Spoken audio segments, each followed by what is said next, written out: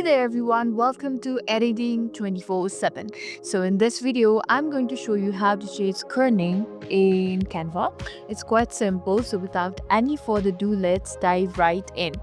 So this is the text over here. Let's say I want to change the kerning here.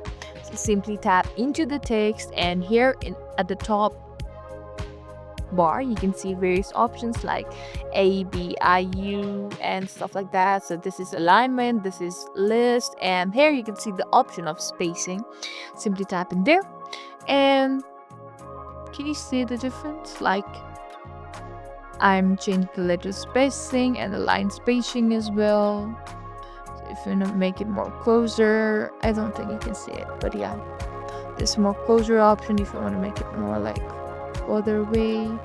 Simply do this. So this is how you change the kerning of your lettering and stuff. So yeah, I hope this video was helpful. If so, don't forget to like, share and subscribe to our channel Editing 24/7. I hope this video was helpful. Thank you for watching. We'll see you in the next video.